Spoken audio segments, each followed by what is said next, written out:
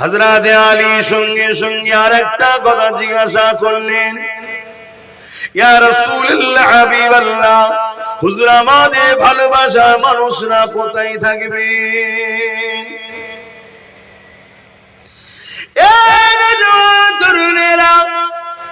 দুনিয়া জমিনে এমন অনেক মানুষ আছে আজও কারবালার কথা শুনলে চোখের পানি ফেলে কাঁদে, আজও কারবালা আলোচনা করলে চোখের পানি ফেলে কাঁদে, আজও ইমাম পাকদের আলোচনা করলে কাঁদে, আহলে বায়াতদের দিকে সম্মান করে, পেয়ার করে, তাদের জন্য জান পর্যন্ত কুরবান করে দেয়। এই যুবকেরা, তুমিরা, বাপেরা, এই হযরত মাওলা আলী শেরে খোদা রাদিয়াল্লাহু তাআলা জিজ্ঞাসা করলে, ইয়া রাসূলুল্লাহ হাবিবাল্লাহ, ওই ময়দানে মাশরে আমাদের ভালোবাসার মানুষ যারা দুনিয়ায় আমাদের জন্য কেঁদেছিল, দুনিয়ায় আমাদের আলোচনা করেছিল, দুনিয়ায় আমাদেরকে পেয়ার করেছিল, দুনিয়ায় আমাদের উপরে দরুদ পড়েছিল, ওয়ালা আলে মুহাম্মদ পড়েছিল, দুনিয়া জমিনে আমাদের জন্য, দুনিয়ায় যারা আমাদের বিরোধী ছিল তাদের বিরুদ্ধে সংগ্রাম লড়াইও করেছিল, ইয়া রাসূলুল্লাহ হাবিবাল্লাহ, ময়দানে মাশরের দিনে তারা কোথায় থাকবে? আল্লাহ নবী বলেছিলেন, আলী শুনে শুনে শুনে, আমরা যেখানে থাকবো আমাদের গোলামগুলো আমাদের সাথেই থাকবে। আরো জোরে বলুন সুবহান। শুধু হাত তুললেই গোলাম হওয়া যায় না, হাত তুললে হওয়া যায়? সেই প্রেমের পরীক্ষা দেখাতে হবে না, হবে না? হ্যাঁ কি গো, আমার কথা বুঝছেন তো? প্রেমের পরীক্ষা দেখাতে হবে না, হবে না? হ্যাঁ, সামান্য রোদের জন্য কোরআনের রাসূলের আলোচনার মাহফিল ছেড়ে দিয়ে দূরে দূরে থাকবে, আর তুমি বলবে আমি আহলে বায়াতদের ভালোবাসি, হাত তুললে হবে? ভাই কেন, আমার ভাইয়েরাও অনেকে দাঁড়িয়ে যারা আছে তারাও হাত তুলেছিল। কি গো, আমি ভুল বলছি নাকি? বলবেন তাই ভুল বলছি? হ্যাঁ, ভালোবাসা কাকে বলে? কাছে আসে না দূরে পালানো?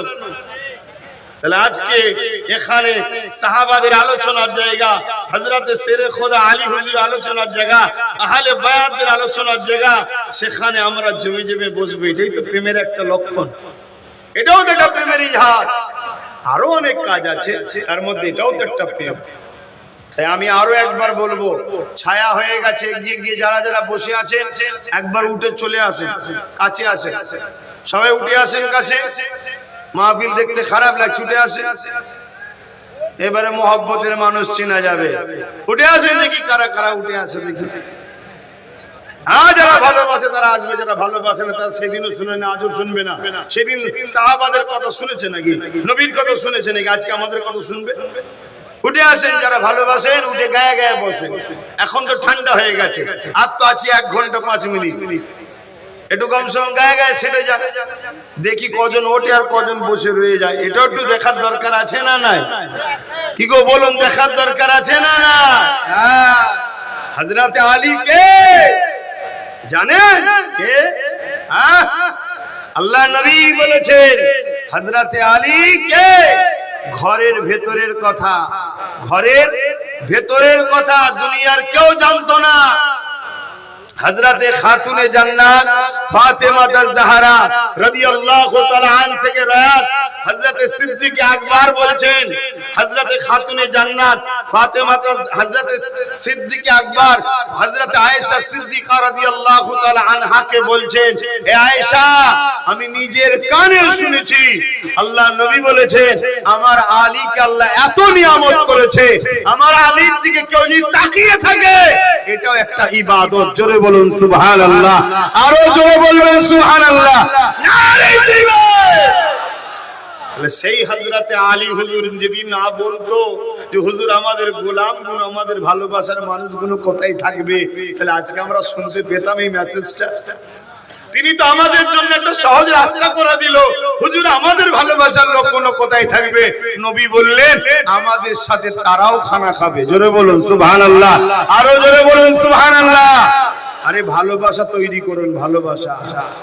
এখন তো দুনিয়ায় আমাদেরকে শেষ করার জন্য আরেকটা চক্রান্ত চলছে, সেটা হলো আমাদের ঈমানকে লুটা হচ্ছে। ঈমানকে লুটা হচ্ছে। কেন পৃথিবীতে যুগে যুগে ইসলামকে মুছে দেবো, কোরআনকে মিটিয়ে দেবো, আল্লাহর বিরুদ্ধে লড়াই করব, রাসূলুল্লাহ সানে গুস্তাখি এ যুগে যুগে এসেছে বাপ, অনেক এসেছে, কিন্তু আমার আল্লাহ সবাইকে মিটিয়ে দিয়েছে। ইসলাম সেদিন ছিল, আজও আছে, সবে কিয়ামত পর্যন্ত থাকবে। জোরে বলুন সুবহানাল্লাহ। আপনারা নিশ্চয়ই শুনেছেন এই পৃথিবীর বুকে মঙ্গল সমাজ ছিল, মঙ্গল সাম্রাজ্য ছিল, যার নাম হলো চেঙ্গিস খান। নাম শুনেছেন না? চেঙ্গিস খানও বলেছিল ইসলামকে মুছে দেব, মুহাম্মদ রাসূলের নাম মুছে দেব। নাউজুবিল্লাহ। আরে মঙ্গল খান, মঙ্গলকে আল্লাহ মুছে দিয়েছে, মঙ্গল চেঙ্গিস খানকে আল্লাহ মুছে দিয়েছে, কিন্তু আজও পৃথিবীর বুকে 200 কোটি আমরা রয়েছি। জোরে বলুন সুবহানাল্লাহ। এই পৃথিবীতে হালাকু খান বলে একটা লোক এসেছিল, বিরাট বড় দাপট, বিরাট পাওয়ার, বলেছিল ইসলাম মুছে দেব। এমন করে মনে রাখবেন, যখন বাগদাদের উপরে হামলা করেছিল হালাকু খান, বাগদাদকে পুরো উজাড় করে দিয়েছিল। আমাদেরই পূর্বপুরুষদের এই মাথার খুলি দিয়ে বড় বড় রাজপ্রাসাদ তৈরি করেছিল, যেমন ইট দিয়ে বাড়ি হচ্ছে, বাড়ি বানিয়েছিল মাথার খুলি দিয়ে। এত মুসলমানকে মেরেছিল, কেন? ইসলামকে মিটিয়ে দেব, ইসলামকে মিটিয়ে দেব, ইসলামকে মিটিয়ে দেব। আল্লাহ তাকে মিটিয়ে দিয়েছে, তার খানদান, তার নাম নিশানার কিছু নেই, কিন্তু আজও আমরা 200 কোটির উপরে রয়ে গেছি। জোরে বলুন সুবহানাল্লাহ, আরো জোরে বলুন সুবহানাল্লাহ। এই পৃথিবীর বুকে আমেরিকাতে বুশ বলেছিল মুসলমানকে ঢুকতে দেব না, আমেরিকা থেকে ইসলামকে মুছে দেব। আল্লাহ তার নাম মুছে দিয়েছে, কিন্তু আমরা রয়ে গেছি। শুধু রয়ে গেছি তা নয়, বুশের কন্যাকে আল্লাহ ইসলামের গ্রহণ করার তৌফিক দিয়েছে, হাফেজে কোরআনও বানিয়ে দিয়েছে। জোরে বলুন সুবহানাল্লাহ, আরো জোরে বলা যাবে না সুবহানাল্লাহ। অতএব বাপ, যুগে যুগে আমাদের উপরে অনেক ঝড় ঝাপটা এসেছে, কিন্তু আমাদেরকে যারা মিটাতে চেয়েছে তারা মিটে গেছে, আমাদেরকে মিটাতে পারেনি। কিন্তু দুঃখের সাথে একটা কথা জানতে হয়, কিসের পাওয়ারে আমরা যুগে যুগে কামিয়াবি হয়েছি? বলুন, আমাদের হাতে কি অস্ত্র ছিল, ক্ষমতা ছিল, তাক ছিল, শাসক ছিল? না। তারপরেও জিতলাম কি করে? সংখ্যা কি বেশি ছিল? না। তারপরেও জিতেছি কি দিয়ে? আমাদের হৃদয়ে যে পাওয়ারটা আছে, ওটার নাম হলো ঈমান। ওই ঈমানের পাওয়ারে জিতেছি। জোরে বলুন সুবহানাল্লাহ। ঈমান কাকে বলে? বলুন, ঈমান কাকে বলে? খুব ভালো করে আজকে বলে যাচ্ছি, বড় পাওয়ারের সাথে বলে যাচ্ছি। আকীদা ঠিক করুন, আকীদা ঠিক করুন। ঈমান মুস্তাফা জানে রহমত সাল্লাল্লাহু আলাইহি সাল্লামকে নবী জেনে, রাসূল জেনে, জানের থেকে বেশি ভালোবেসে আদবের সাথে দিল থেকে মেনে নেওয়ার নাম হলো ঈমান। জোরে বলুন সুবহানাল্লাহ। যার দিলে মুহাম্মদুর রাসূল সাল্লাল্লাহু আলাইহি সাল্লাম জানের থেকে বেশি দামি, সব থেকে বেশি আদবের সাথে রাসূল বলে মানে, তার দিলে ঈমান আছে। এবারে সে নামাজ পড়বে, আমল করবে, তার মাকাম বাড়বে। রোজা রাখবে, আমল করবে, মাকাম বাড়বে। হজ করবে, আমল করবে, মাকাম বাড়বে। যা ভালো ভালো কাজ করবে, মাকাম বাড়বে। ঈমানটা হলো চাকরি, আর নামাজ, রোজা, হজ, যাকাত, দাড়ি, টুপি এগুলো হলো ডিউটি। কিছু বুঝাতে পারলাম? চাকরি ছাড়া ডিউটি করলে যেমন মাইনে নাই, ঈমান ছাড়া নামাজ, রোজা, হজ, যাকাতের কোনো দাম নাই। আর ঈমানওয়ালা যখন নামাজ, রোজা, হজ, যাকাত, দান, খায়রাত করবে, তখন আল্লাহ তার শান মর্যাদাকে বাড়াতে থাকবে। আস্তে আস্তে আস্তে তাকে গরিবের নামাজ যদি নাও হয়, গরিবের নামাজের পিছনে জান্নাত যাবার মতো বানিয়ে দেবে। জোরে বলুন সুবহানাল্লাহ। রাবিয়া বাসরি যদি না হয়, রাবিয়া বাসরির সঙ্গে পিছু পিছু জান্নাত যাবার মতো আমার মা বোনরা তাহলে হয়ে যাবে। জোরে বলুন সুবহানাল্লাহ। তাহলে ঈমানটার দরকার আছে না? তাহলে কিসের জোরে আমরা জিতি? পৃথিবীর প্রত্যেকটা সন্ত্রাস, প্রত্যেকটা জালিম, প্রত্যেকটা ইসলামের দুশমন, প্রত্যেকটা অত্যাচারীরা বারবার আমাদের মোকাবেলায় যখন হেরে গেছে, তখন তারা রিসার্চ করে দেখেছে, আরে অস্ত্র আমার হাতে বেশি, তাও ওরা যেতে কি করে? ক্ষমতা আমার হাতে বেশি, ওরা যেতে কি করে? শাসকে আমরা, যেতে ওরা কি করে? পাওয়ারে আমরা, যেতে ওরা কি করে?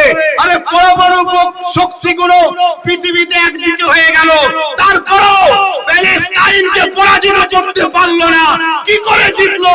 এই চিন্তায় তারা পেরেশান। তারা বারবার রিসার্চ করে দেখেছে, ওদের অন্তরে একটা পাওয়ার আছে যার নাম ঈমান, অর্থাৎ আমিনার লালের প্রেমের নাম, আদবের নাম।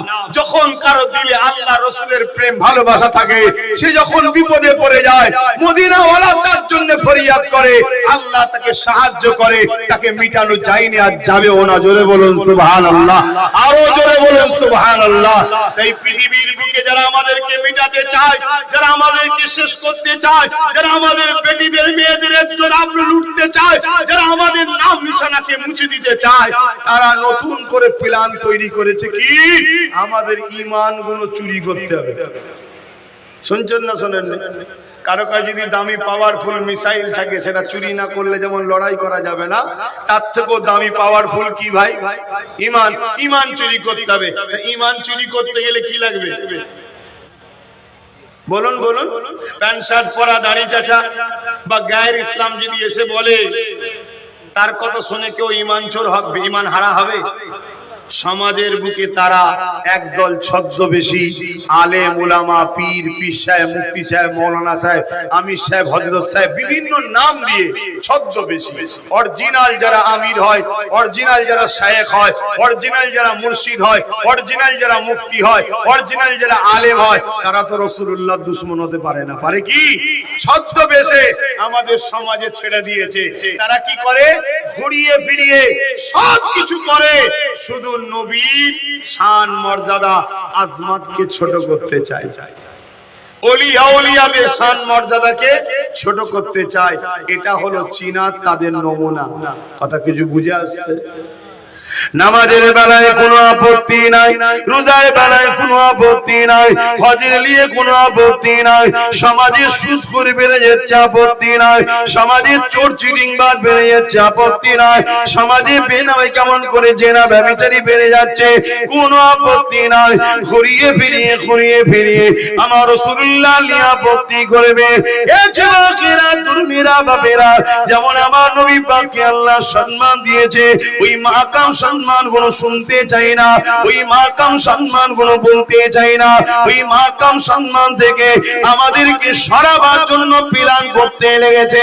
তার মধ্যে একটা কথা যেমন বললাম, আল্লাহ নবী জানিয়ে দিলে, যারা কিয়ামতের দিনে আমাদের ভালোবাসার মানুষ হবে, আমাদেরকে পিয়ার করবে, দুনিয়ায় আমাদের আলোচনার মাহফিল বানাবে, আমাদের কথা শুনে যাদের দিলটা খুশি হবে, এ হযরত আলী রে, তারা ময়দানে মাশরে আমাদের সঙ্গে জান্নাতি খানা খাবে।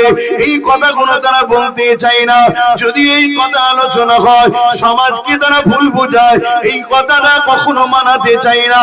এ যুবকেরা, তরুণেরা, এই আবার বলে দিয়ে যায়, আল্লাহ নবীকে চেনো, নবীকে পিয়ার করো, নবীকে ভালোবাসো, নবীর আজমতকে জানো, নবীকে আল্লাহ কি শানওয়ালা করেছে জানো। কারণ নবী যার মধ্যে নাই, আল্লাহ সে পাবে না। কারণ নবী পাককে আল্লাহ পাঠিয়েছে। হাবিব, দুনিয়ার মানুষগুলো আমায় ভুলে গেছে, আপনি যান ওদেরকে আমার সঙ্গে জুড়ে দেন। তাই আমাদের কাজ হবে নবী পাকের কদমে পৌঁছানো। নবী পাককে আল্লাহ যে কাজে পাঠিয়েছে, নবী পাক তাদেরকে আল্লাহর সঙ্গে জুড়ে দেবে। আরো জোরে বলুন সুবহান। কি গো, আমার নবীর কথা শুনে আপনাদের দিলে খুশি হচ্ছে না ব্যথা হচ্ছে? একটু হাত তুলে বলবেন, খুশি হচ্ছে না ব্যথা হচ্ছে? আল্লাহকে সাক্ষী রেখে বলছি, হাত তুলে রাখুন। যে দিল রাসূলের কথা শুনে খুশি হয়, ও দিলে ঈমান আছে। জোরে বলুন সুবহানাল্লাহ। ও দিল ঈমান আছে। ও পাপী হতে পারে, গুনাহগার হতে পারে, বদমাইশি করতে পারে, কিন্তু বেঈমান নয়। ও একদিন না একদিন জান্নাতে যাবেই। জোরে বলুন সুবহানাল্লাহ। আর যে দিলে নবী নেই, নবীর কথা ভালো লাগে না, নবীর কথা শুনতে ইচ্ছা নাই। নবী নবী করলে কি হবে? রাসূলুল্লাহর মর্যাদা আজমতের কথা শুনতে মন যায় না। মনে রাখবে, দুনিয়ায় ওকে যতই লোক মনে করুক তাহাজ্জুদ গুজার, হাজী সাহেব, হুজুর সাহেব, পীর সাহেব, মুফতি সাহেব, ওর মধ্যে নাজাত কোনোদিন নাই। জাহান্নামে যে ঢুকবে আর বেরোবে না। আর ভুল করেছে, কিন্তু নবীর প্রেম ভালোবাসা আদব মর্যাদা রয়েছে, জাহান্নামে ঢুকবে, আল্লাহ ঈমানের জন্য বার করবে একদিন। জোরে বলুন সুবহানাল্লাহ। আর আল্লাহ পাক নাও ঢুকাতে পারে আবার। কেন? কিয়ামতের দিন রাসূলে পাক দাঁড়াবে না, দাঁড়াবে না। আরে বলুন হ্যাঁ কি না? আরে মানেন হ্যাঁ কি না? হ্যাঁ, এই চিনার লক্ষণ বলে গেলাম। কিছু মানুষ দেখবেন সমাজে রাসূলের শাফাআত নিয়ে আমাদেরকে শিখাতে চাই না, নবীর শাফাআত শিখাতে চাই না। বড় দুঃখের বিষয়। এগুলো আমাদের লক্ষ্য ঈমানকে বার করলি। আমাদের ঈমান বেরোলে কি হবে ভাই? ওই যারা ইসলাম মিটাচ্ছে তারা আমাদের ভজন মারতে চাইবে, আমরা জিততে আর পারবো না। আর ঈমান থাকলে কানা খোঁড়া ল্যাংড়া যাই হই, ফতে আমাদেরই হবে। জোরে বলুন সুবহানাল্লাহ। বদরের কথা কি ভুলে গেছেন নাকি? বলবেন তো বদরের কথা ভুলে গেছেন? সেই মোতার যুদ্ধের কথা ভুলে গেছেন? হ্যাঁ, একদিকে 2 লক্ষ, একদিকে 3000। 3000 আমরা ছিলাম, 2 লক্ষ জালিম ছিল। সালাউদ্দিন আইবির নাম ভুলে গেছেন? কি গো যুবকেরা, সালাউদ্দিন আইবিকে চেনো? বলো না গো। তো বললেই ব্যস্ত, কি চিনবে? আবার ওর বুকে কার ছবি দেখো না। ওকে আমি বলছি ওর খেয়ালই নেই, ওর খেয়ালে কথা বুঝছেন না? এই তো সমাজ। শোনো ভাই আমার, এই গাফলতি তোমার কিন্তু বড় ক্ষতি করবে। তুমি যদিও ফসকে পালিয়ে যাও, তোমার বাচ্চাগুলোকে প্যালেস্টাইনের বাচ্চাদের মতো কাফন পরে নিতে হবে এই ছোটবেলায়, তোমার গাফলতির জন্য। সালাউদ্দিন আইবিকে চেনো? 12,000 সৈন্য নিয়ে সেলিবীয় সৈন্যদের মোকাবেলা করে মসজিদে আকসাকে যিনি উদ্ধার করেছিলেন। জোরে বলুন সুবহানাল্লাহ। বড় আশিকে রাসূল মানুষ ছিলেন। কথা বুঝে আসছে? 12,000 সৈন্য মাত্র। কত ময়দানে গেছে কি জন্যে? আমাদের মসজিদকে দখল করে নিয়েছে। এই যে মসজিদ যে দখল করলে, এটা নতুন আজকে নয়, এ যুগ যুগ ধরে আসছে। বাবা, মসজিদে এসে আল্লাহকে সেজদা দিতে ভালো লাগে না। এটা আমাদের দোষ আছে না নাই? হ্যাঁ, আমাদের দোষ আছে। আমরা গাফলতি করি, মসজিদগুলো ফাঁকা করে রেখেছি। এই সুযোগে কাকের বাসায় কোকিলে ডিম পারে প্রবাদ বাক্য আছে না নাই? হ্যাঁ, তাহলে আমরা যদি মসজিদকে আবাদ করে রাখতাম, তাহলে বাপ চট করে কিন্তু কেউ ঘাটাতে যায়। কারা ভাই মসজিদে? মসজিদের সিঁড়িতে উঠতে যে 2-3 বার করে কাঁপছে। কি ভুল বলছি নাকি? তো ওইগুলোকে দেখে কেউ ভয় করে? যদি এই সব জন ছেলেগুলো যেত, বলো তুমি আমি যদি যেতাম সব সময়, হাজার হাজার লোক যুবক ছেলে মসজিদে ঢুকছে বেরোচ্ছে, বলো কারো সাহস ছিল মসজিদের দিকে চোখ তোলার? ভাবতো ভাব। তাহলে কেউ জোর করে লুটছে, সে যেমন দোষী, তাকে সহযোগিতা আমি করছি না করিনি? আমি না যাওয়া মানে তো সহযোগিতা করছি। তাকে যদি আল্লাহ শাস্তি দেয়, আমাকে কি ছেড়ে দেবে মনে হচ্ছে? আমার অজে কষ্ট হচ্ছে, তাহলে বলুন দোয়া করে দিচ্ছি। একভাবে 236 কিলোমিটার রাস্তা, রাস্তায় দাঁড়াবার সময় নেই, এসে খাওয়া দাওয়া এখানে করি না। আমার হাবিব ভাই কোথায় গেল? কই হাবিব ভাই? আমার একটা, সবাই আমার ভাই। তোমার মুর্শিদাবাদে ওইটা আমার একটু বাইরে আছে, একটুখানি বেশি কাছের ভাই। সবাই ভাই, কেউ আমার পর নয়। আপনারা আমাকে পর মনে করতে পারেন, আমি আপনাদেরকে আপন মনে করি। আপন মনে করে বলেই তো বুঝাচ্ছি না। এক ধার থেকে প্লেন কথা বলে চলে গেলে তো হয়। আল্লাহ নবী, নবী দয়া নবী, নবী আমার আরশে আজিমের উপরে থাকবে।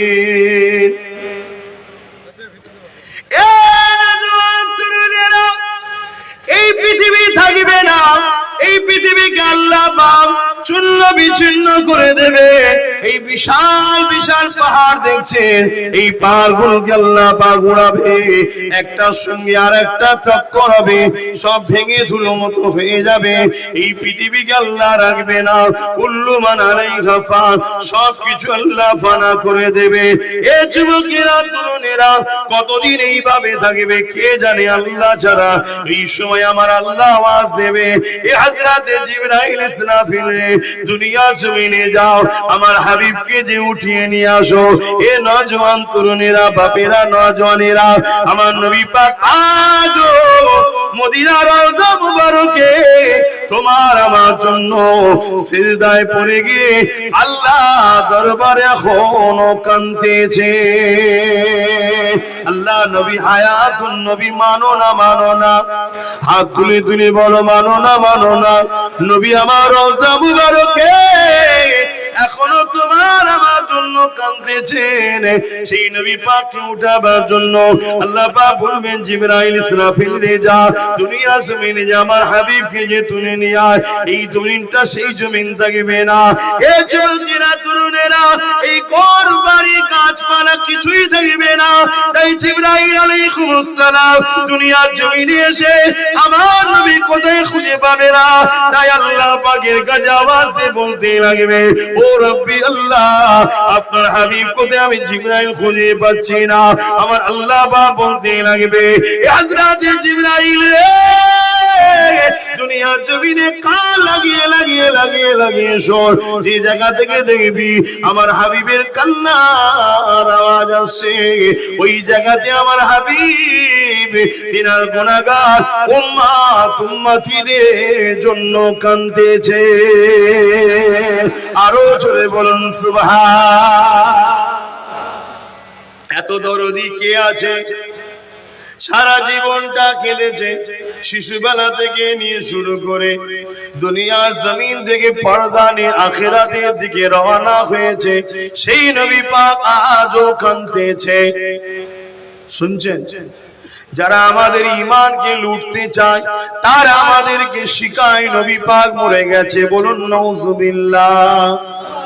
কেননা নবী মারা গেছে এই কথাটা কেউ ধারণা করলে সে মুসলমান দাবি করতে পারে, কিন্তু মুমিন থাকবে না, ঈমানদার থাকবে না, তার ঈমানটা বেরিয়ে চলে যাবে। কেননা আমার নবী জীবিত হায়াতুন নবী, এই জন্যই তো নবীর বিবিদের ঘরে আমাদের আম্মা জান দিগকে বিবাহ করাটা পৃথিবীর জমিনে সবার জন্য হারাম। স্বামী থাকাকালীন ওই বিবাহিত নারীর সঙ্গে বিবাহ করা যায়? কথা বলো। আমার নবী তো হায়াতুন নবী, তাই নবী পাকের স্ত্রীদের সঙ্গে বিবাহ করাটা হারাম। হ্যাঁ, আমি সম্মানের দিকে বলছি, আমার আছে আমার নিজের মায়ের থেকেও নবী পাকের স্ত্রী আমাদের আম্মা জান, ওই আম্মাদের সম্মান নিজের মায়ের থেকেও আমাদের কাছে অনেক বেশি হলো নবীর স্ত্রীদের সম্মান। বলুন সুবহানাল্লাহ। নিজের মাকে যদি কেউ খারাপ ধারণা করে কবিরা গুনাহ হবে, নবীর স্ত্রীদের খারাপ ধারণা করলে বেঈমান কাফের হবে। কথা কিছু মাথায় ঢুকছে?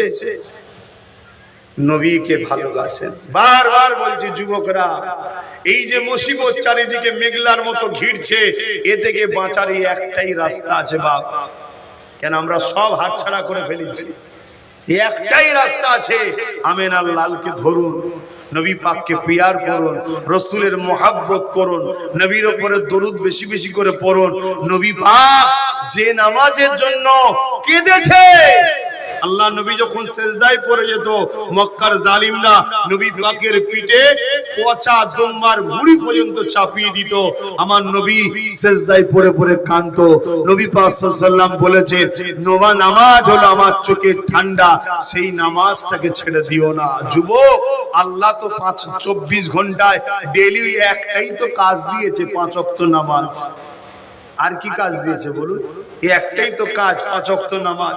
হজ তো জীবনে একবার, রোজা তো বছরে একবার, আর হজ শুধু ধনী লোকদের জন্য, গরিবদের তো নিমা। কথা মাথায় ঢুকছে? তা যে আল্লাহ আমাদেরকে এত সুন্দর করে বানালো সেই আল্লাহকে সিজদা করব, রুকু দেন। আল্লাহ নবী জানিয়ে দিলেন কোন বান্দা যখন আল্লাহ পাকে রুকু দেয়, আল্লাহ পাক তখন ফেরেশতাদেরকে বলে দেয়, ওরে আমার ফেরেশতারে, আমার বান্দা আমাকে রুকু দিয়েছে, আমি আল্লাহ আমার বান্দার রিজিকের কখনো অভাব দেব না।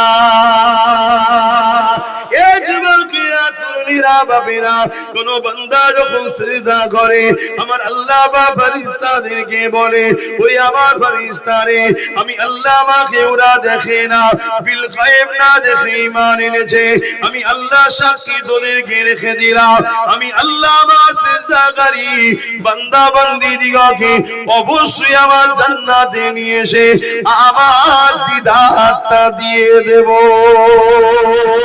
এ যুবকেরা, তরুণেরা, আমার আম্মা জানেরা, বোনেরা, আল্লাহকে রুকু সিজদা দেন। হযরত মুসা আলাইহিস সালাম আল্লাহ পাকের সঙ্গে তুর পাহাড়ে কথা বলতে গেলে, কথা বলার পর আল্লাহ পাককে বলতে লেগেছে, ও রব্বি আল্লাহ পাক, আপনি আমার সঙ্গে কথা বলছেন, এই জমিনের উপরে আর কি কারো সঙ্গে কথা বলবে?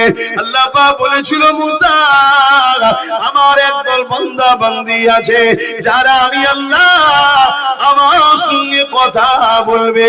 এ মুসা, শুধু কথা বলবে তা নয়, তুমি কথা বলতে গেলে বেশি সময় পাও না, তারা যতক্ষণ খুশি কথা বলতে পারবে। এ মুসা রে, তুমি কথা বলতে গেলে তুর পাহাড়ে তোমাকে আসতে হয়, তারা যখন আমার সঙ্গে কথা বলবে তাদেরকে তুর পাহাড়ে কোনো জায়গায় আসতে লাগবে না, যে কোনো পবিত্র জায়গাতে আমি আল্লাহ আমার সঙ্গে কথা বলতে পারবে। ও হযরত মুসা রে, তুমি আমার সঙ্গে কথা বলছো, তোমার আমার বিচখানে কতটা দূরত্ব? ৭০,০০০ নূরের পর্দা রয়েছে, একটা পর্দা দিয়ে আর একটা পর্দা ১০,০০০ বা ৭০,০০০ বছরের রাস্তা। ও হযরত মুসা রে, আমার একদল স্পেশাল বান্দা বান্দি রাখা আছে, তারা যখন আমার সঙ্গে কথা বলবে তাদের আর আমার বিচখানে কোনো পর্দা থাকবে না, ৭০,০০০ নূরের পর্দা সরিয়ে দেওয়া হবে, একদম কাছে কাছে, সামনাসামনি, কাছে কাছে কথা বলতে লাগবে। হযরত মুসা আলাইহিস সালাম বললেন, আল্লাহ পাক আমাকে সেই বান্দা দিয়ে দলভুক্ত করো। আল্লাহ বলল, হবে না, আমার স্পেশাল রাখা আছে। আল্লাহ পাক, তুমি কি জানতে পারি তারা কারা হবে? আমার আল্লাহ পাক জানিয়ে দিলেন, ও হযরত মুসা, তারা হলো আমার বন্ধু নবী মুহাম্মদ রাসূলের উম্মাত, উম্মতি হবে। তারা যখন নামাজ পড়বে আমি আল্লাহ আমার জন্য দাঁড়াবে, যেখানে খুশি দাঁড়াতে পারে। এই জমিনকে আমাদের জন্য মসজিদ বানিয়েছে, তবে জামাতের জন্য আমরা বাইতুল্লাহ আল্লাহর ঘর বানিয়েছি, কেননা ওখানে নির্দিষ্ট জায়গাতে আমরা একত্রিত হয়ে পড়ব, ২৭ গুণ সওয়াবটা বেশি পাবো। কিন্তু মনে রাখবে, যে কোনো পবিত্র জায়গায় দাঁড়িয়ে যে খুশি যেখানে খুশি নামাজ পড়তে পারে, কারণ এই জমিনটা হলো আল্লাহ আমাদের জন্য মসজিদ বানিয়ে দিয়েছে। ওই নামাজে যখন তুমি আমি দাঁড়িয়ে যাব, আল্লাহু আকবার বলে নিয়ত করে, তখন ৭০,০০০ নূরের পর্দা সরিয়ে দিয়ে আল্লাহ পাক কুদরতি ভাবে একেবারে কাছে চলে আসে। আল্লাহ নবী তাই জানিয়ে দিলে, আমার উম্মত, উম্মতি রে, তোরা যখন মাথাটা নত করবি, তোদের কপালটা মাটিতে পড়লে মাটি থাকে, তোদের কপালটা মার্বেলে নামাজ পড়লে মার্বেল থাকে, কিন্তু আমি মুহাম্মদ রাসূল বলে দিয়ে যায়, তোদের কপালটা আমার আল্লাহ পাকের কুদরতি কদমে পড়ে যায়। আরো জোরে বলুন সুবহান।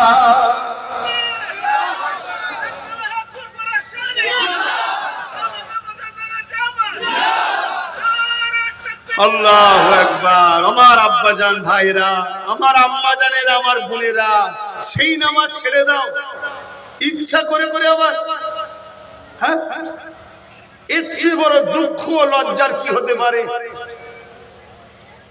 যে আল্লাহ দিল, হাত দিল, দিল পা দিল, দিল চোখ দিল, দিল কান দিল, কিডনি দুটো দিল, কোটি কোটি টাকার সম্পদ দিয়েছে ফ্রিতে, তুমি নিজেকে হিসাব করো, তোমার দুটো চোখের দাম কত, দুটো কিডনির দাম কত, তোমার হার্টের দাম কত, তোমার পায়ের দাম কত, তোমার হাতের দাম কত, তোমার চোখ দুটোর দাম কত, তোমার কান দুটোর দাম কত, সবচেয়ে বড় কথা তোমার দিমাগ, যে দিমাগ তো কখনো লাগাচ্ছ না, ওই দিমাগের দাম কত। যদি আল্লাহ মেন্টাল সমস্যা করত,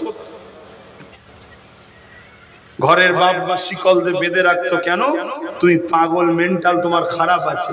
আল্লাহ তা করেনি, সুস্থ করেছে। একটু ভাবো, যদি না ভাবো তো পরিবর্তন হবে কি করে? আগামী দিন বড় কঠিন দিন আসছে বাপ। সুখের হাওয়া আল্লাহ লাগাচ্ছে, আল্লাহ ভুলে গেলে? হ্যাঁ, আমি জানি না আমার কথায় আপনারা যুবকরা বেজার হচ্ছেন কিনা, কষ্ট পেচ্ছেন আমার ভাইগুলো। ভালোবাসি বলে বোঝাচ্ছি, এখনো সময় আছে। তওবা করো, ফিরে আসো, আল্লাহর ঘরগুলোকে আবাদ করো, আল্লাহকে সিজদা দাও। তবে মনে রাখবে, আসসালাতু মিরাজুল মুসলিমিন নয়, আসসালাতু মিরাজুল মুমিনিন। মুসলমান আলাদা জিনিস, মুমিন আলাদা জিনিস। প্রত্যেকটা মানুষ জন্ম হয় মুসলমান হয়ে। প্রত্যেকটা মানুষ জন্ম হয় কি হয়ে? বলুন বলুন, মুসলমান। ওই মুসলমান ধরুন হচ্ছে পাসপোর্ট। মুসলমানটা কি? পাসপোর্ট। ওতে ভিসা মাত্রই মুমিনের, অর্থাৎ মুহাম্মদ রাসূলের প্রেম ও আদবের। জোরে বলুন সুবহানাল্লাহ। মুসলমান তো সবাই, কিন্তু নামাজ মেরাজ স্বরূপ মুসলমানদের জন্য নয়। মুমিন মুমিনা যখন নামাজ পড়ে তখন তারা আল্লাহর দিদার স্বরূপ হয়। জোরে বলুন সুবহানাল্লাহ। ঈমান ঠিক করে নামাজ পড়ো, ঈমান ঠিক করে রোজা রাখো, ঈমান ঠিক করে হজ করো, আল্লাহ তোমাকে এক সেজদাতেই তার করে নেবে। দুনিয়া তোমাকে টানতে চাইলো, তোমার এই মাথাকে আর আল্লাহ থেকে সরাতে কেউ পারবে না। তোমার দিল মনে হবে, দৌড়, আমার লক্ষ টাকা লস হয়, হোক গে যাক, আমি এখন নামাজটা পড়ে এসেছি। জোরে বলুন সুবহানাল্লাহ। ঈমান ঠিক করে পড়ো। আহা, আল্লাহ কত ভালোবাসে, কত পিয়ার করে, কত মহব্বত করে আল্লাহ। আজকে দুপুর বেলা খাওয়া হয়েছে না হয়নি? বলুন বলুন। আল্লাহ খাইয়েছে। কে খাইয়েছে? আল্লাহ। আপনারা অনেকে মনে করতে পারে, আরে আমি মেহনত করেছি তাই তোমার শরীরটাকে সুস্থ কে রেখেছে? মেহনত করার ক্ষমতা কে দিয়েছে? অনেক লোক মেহনত করার পরেও ঘরে ফিরতে পারে না, রাস্তায় অ্যাক্সিডেন্ট করে মরেও যায়। তোমাকে সুস্থ নিয়ে এসেছে কে? কোন দিক দিয়ে তুমি তোমার আল্লাহকে অস্বীকার করবে? অতএব সেই আল্লাহ তোমাকে তো কিচ্ছু কাজ দেয়নি বাপ, শুধু বলেছে 5 বার আমার কাছে আসবি, অর্থাৎ আমাকে সিজদা করবি, আর আমার পক্ষ থেকে মুয়াজ্জিন তোকে ডাকবে, আল্লাহু আকবার আল্লাহু আকবার, 5 বার ডাকবে, তুই চলে আসবি।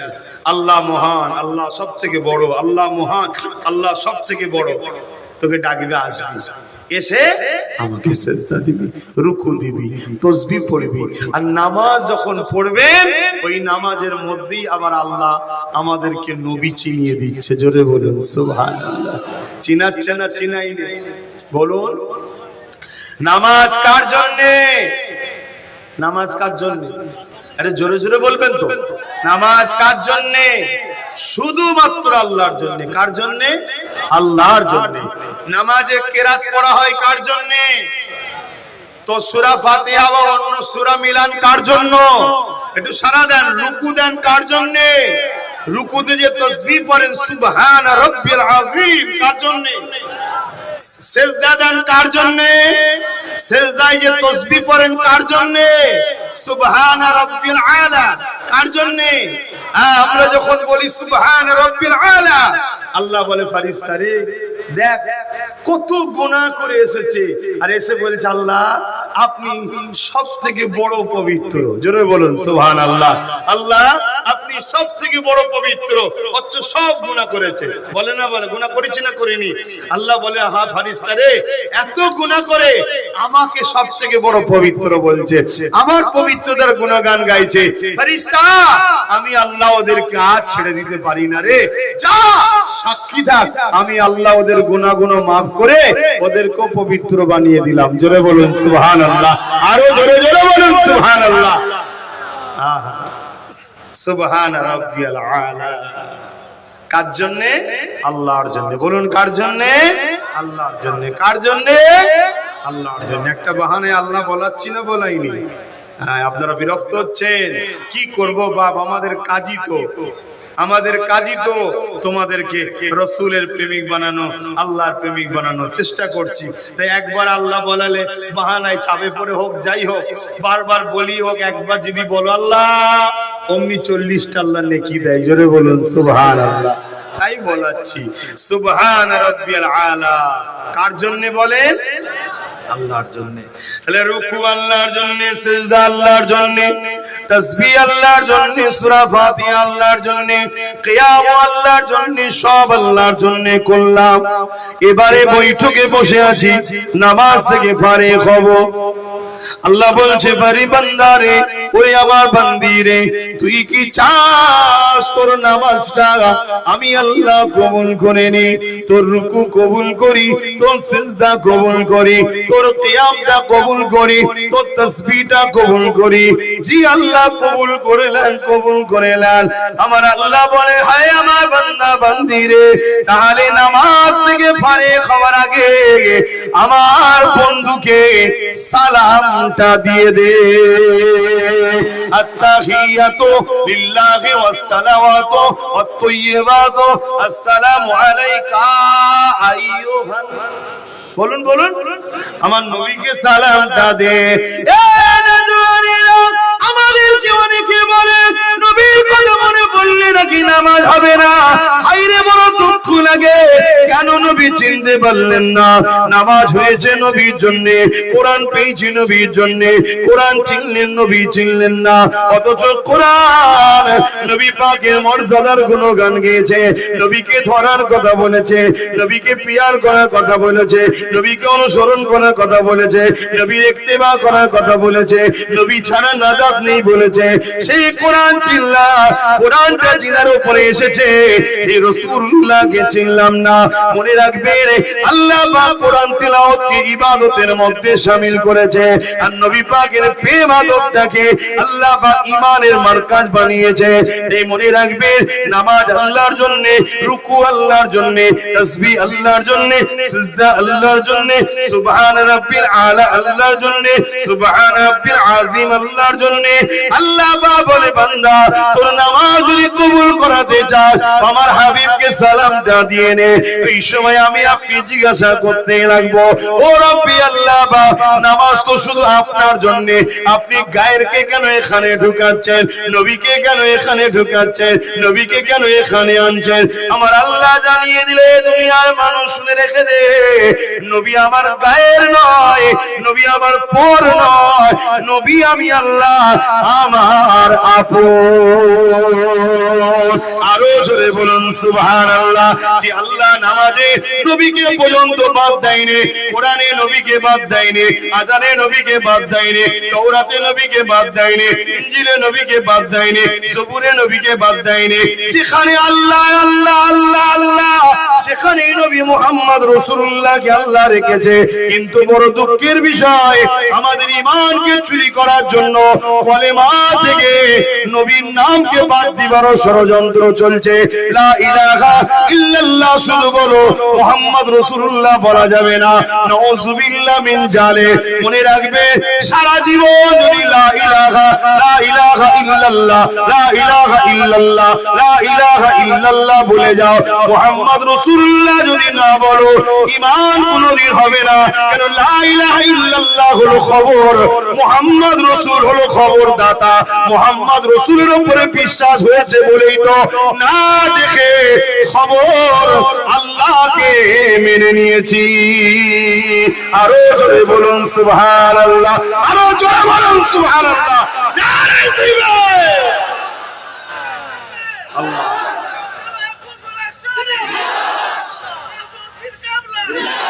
শুনছেন, শুনছেন? একটা মানুষ পাহাড় পরিমাণ, পৃথিবী পরিমাণও যদি গুনাহ করে, যদি ঈমান নিয়ে সে কবরে যায়, ওর নাজাত আছে না নাই? আছে। গুনাহ করেছে, গুনাহ শাস্তি মেয়াদ আছে, আল্লাহ সে শাস্তি দেবে, জেল দেবে, খাটাবে, শাস্তি দেবে। কিন্তু ও নাগরিক হওয়ার জন্য ওকে আবার দেশ ছেড়ে দেবে। কি আমার দেশেও শাস্তি আছে না নাই? কিন্তু নাগরিক যদি না হয়, তাকে ছাড়বে নাকি দেশ? তাড়িয়ে দেবে। তা আমরা যদি আল্লাহ রসুলের মহব্বত, ভালোবাসা, আদব যেটা আল্লাহ করতে বলেছে আমার নবীকে, সে জায়গায় যদি আমাদের ঘাটতি হয়ে যায় তাহলে নাজাত নাই। মনে রাখবেন, তার নমুনা প্রেম আমাদেরকে দিতে হবে। রোদ হোক, পানি হোক, ঝড় হোক, তুফান হোক, যেখানে নবীর কথা হবে ওই জায়গায় বসা অভ্যাস করুন। যেখানে রাসূলুল্লাহর আলোচনা হবে ওখানে জমে জমে বসা অভ্যাস করুন। কেন তুমি এসেছো?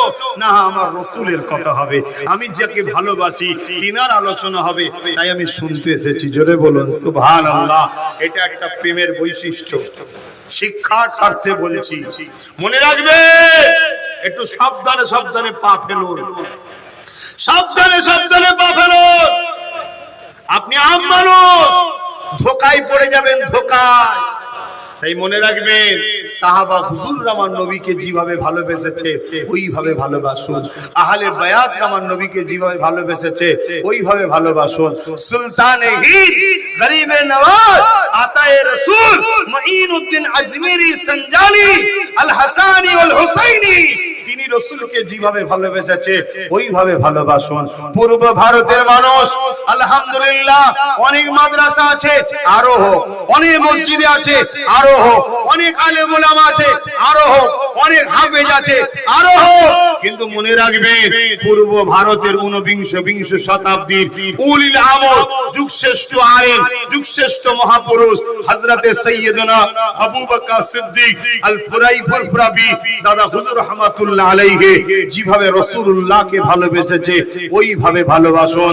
দেওবন্দি ও তাবলীগ জামাতের পীর সাহেব হযরতে হাজী ইমদাদুল্লাহ মুহাজির মক্কি রাহমাতুল্লাহ আলাইহি যেভাবে রাসূলকে ভালোবেসেছে ওইভাবে ভালোবাসুন। বেরেলিদের পীর সাহেব আলা হযরত আহমদ রেজা খান বেরলভী রাহমাতুল্লাহ আলাইহি যেভাবে রাসূলকে ভালোবেসেছে ওইভাবে ভালোবাসুন। আমাদের সবার মাথাগুলো সব ঠিক আছে, নিচয় এখন শুধু গুতগুতি হচ্ছে। এই গুতগুতি করবেন না। চারিদিকে কি হচ্ছে দেখুন। ট্রেন থেকে যখন ফেলে মেরে দেয় হাফেজ জুনায়েদকে, এমন করে সানাউলকে, জুনায়েদকে, তাবরেজকে জিজ্ঞেস করেছিল নাকি, ভাই তুই ফুরফুরা করিস না, বেরেলি করিস, তাবলীগ দেওবন্দি, জিজ্ঞেস করেছিল? অতএব বোঝে। তাই বলবো, যে যার আকাবেরকে দেখেন, যে যার আকাবেরকে দেখেন। আমি আজও বলে যাচ্ছি, দেওবন্দ তাবলীগ জামাতের যিনি মুরব্বি হাজী ইমদাদুল্লাহ মুহাজির মক্কি রাহমাতুল্লাহ আলাইহি, তিনি জগৎ বিখ্যাত একজন আল্লাহর ওলি ছিলেন, জগৎ বিখ্যাত একজন মুহাদ্দিস, মুসান্নিফ, ফকিহ, আলেম ছিলেন। জোরে বলুন সুবহানাল্লাহ। ঠিক তেমনি আলা হযরত আহমদ রেজা খান বেরলভী রাহমাতুল্লাহ আলাইহি, তিনি সেই সময়ে জগৎ বিখ্যাত একজন আশিক রাসূল ও আলেম ছিলেন। জোরে বলুন সুবহানাল্লাহ। ঠিক তেমনি আমাদের মুর্শিদ কিবলা ২৯ শতাব্দীর উলিল আমর হযরত শেখ আবু বকর সিদ্দিক আল কুরাইশি ফুরফুরাবি, আওলাদে রাসূল, খানদানে রাসূল, তিনি জগৎ বিখ্যাত মুফতি, আলেম, ফকিহ ছিলেন। তাই তো আল্লাহ তিনাকে মুজাদ্দিদুজ জামান করেছিলেন। জোরে বলুন সুবহানাল্লাহ। আরো জোরে বলুন সুবহানাল্লাহ। এক একজন এক এক এলাকায় খেদমত করেছে। পূর্ব ভারতে দাদা হুজুর খেদমত করেছে, ভারতের আরেক সাইডে আরো হযরত জিনার নাম বললাম, তিনারা সব খেদমত করেছে। আমার বলার উদ্দেশ্য একটা, আপনারা যদি এইভাবে থাকেন ৫০ জন যদি এইভাবে থাকেন, তাহলে সব কটা কিন্তু একদিন ভেঙে দেওয়া যাবে। কিছু বুঝতে পারছেন? এই কিছু বুঝতে পারছেন না? পারেন? হ্যাঁ কি না বলুন। ধরুন ৫০ জন আছে, ১০টা ভেঙে দেওয়া যাবে একদিন। কিন্তু ৫০ জন যদি এইভাবে থাকে, অতএব আপনি আপনার হুজুরের কাছে যান, আপনি আপনার শায়েখের কাছে যান, আপনি আপনার হযরতের কাছে যান, আপনি আপনার মুর্শিদের কাছে যান, আপনি আপনার আমিরের কাছে যান, আপনার যে শিক্ষক তার কাছে যান, যে যা সবক দিচ্ছে আমল করুন। বাইরে বেরিয়ে আপনারা নিজেদের মধ্যে মতনৈক্য তৈরি করেন, মিলেমিশে থাকেন। তবে মনে রাখবেন, যেখানে রাসূলুল্লাহ শান মর্যাদা ছোট করা হয় সে তো ইসলামের কেউ নয়। আর যদি আজ মাসলালি আমাদের মধ্যে ইখতিলাফ থাকতে পারে, কথা বুঝে আসছে? হাত কোথা বাঁধবো, কতটা তুলবো, জোরে আমিন না আস্তে আমিন, হাত তুলে মুনাজাত করবো কি করবো না, হাত নেবিয়ে করবো কি করবো না, দাঁড়িয়ে সালাম দেবো না বসে দেবো, এগুলো সব জুজিয়াত মাসলা। বাবা কথা মাথায় ঢুকছে?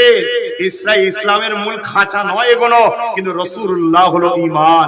নবীকে নিয়ে কারো যদি ইখতিলাফ থাকে সেখানে তো আর মুসলমানের প্রশ্নই আসছে না।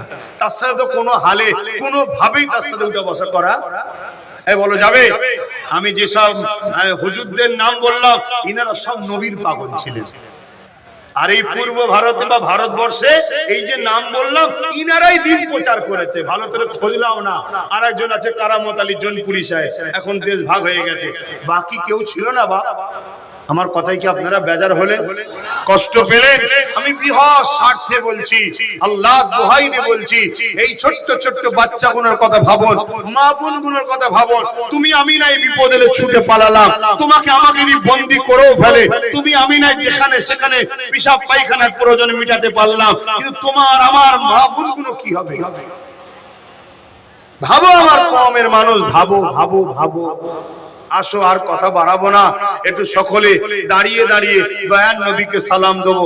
আবার বলছি, কারো যদি আকীদা থাকে যে আমি বসে দেবো, আমি কিন্তু তার বিরুদ্ধে নাই, কিন্তু আমি দাঁড়াবো। আপনি যেন আমার বিরোধী করবেন না। বিরোধী করা মানে ফিতনা হওয়া। কথা মাথায় ঢুকছে না ঢোকে? কেন আমি দাঁড়ানোটাকে ফরজও বলিনি, সুন্নতে মুআক্কাদাও বলিনি, ওয়াজিবও বলিনি। আপনি আমায় কেন ডিস্টার্ব করছেন? কথা মাথায় ঢুকছে না ঢোকে না? আমি দাঁড়ানোটাকে কি বলেছি? প্রেম বলেছি, আদব বলেছি, ভালোবাসা বলেছি। আর প্রেম আদব ভালোবাসা কোথায় থাকে? এখানে না এখানে? হৃদয়ে। অতএব মশলা ফতোয়া এখানে থাকে, এখানে থাকে না। এখানে ঈমান থাকে। জোরে বলুন সুবহানাল্লাহ। আসুন নবী সালাম